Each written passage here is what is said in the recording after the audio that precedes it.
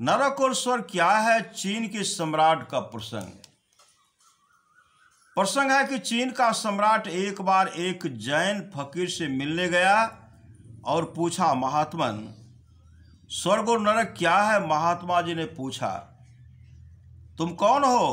प्रथम अपना परिचय दो, फिर स्वर्ग और नरक की बात पूछना। उसने कहा, मैं देश का सम्राट हूं। महात्मा जी ने कहा, तुम कतई सम्राट नहीं हो सकते, तुम कतई सम्राट नहीं हो सकते। तेरे अंदर से विषय रस की बू आ रही है। यदि तू सम्राट होता तो तेरे अंदर से वीर रस तक टपकता। सम्राट का चेहरा क्रोध से तमतमा उठा। उसने अपने म्यान से तलवार निकाली और महात्मा जी पर चलाना चाहा।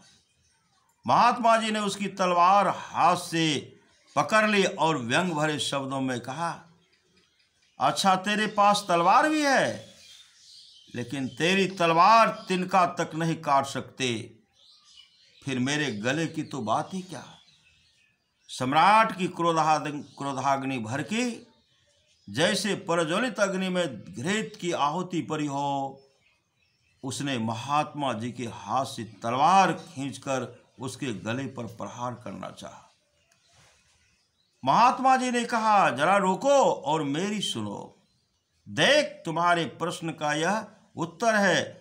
जब हृदय में क्रोध उत्पन्न हो, दया दूर चली गई हो, विवेक खो गया हो, निर्दयता, क्रूरता और अज्ञानता पराकाष्ठा पर पहुंच चुके हो, तो समझ लो कि नरक का द्वार खोल चुका है, जिस अवस्था में तुम अभी हो।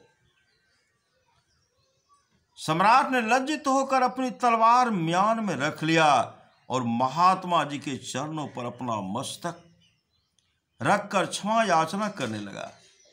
महात्मा जी ने उसके सिर का स्पर्श कर शरीर को सहलाते हुए कहा, राजन, क्षमा है।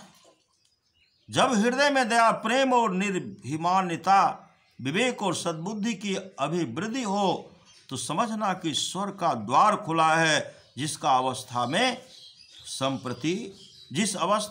संप्रति तुम हो। श्री सद्गुरु महाराज की जय।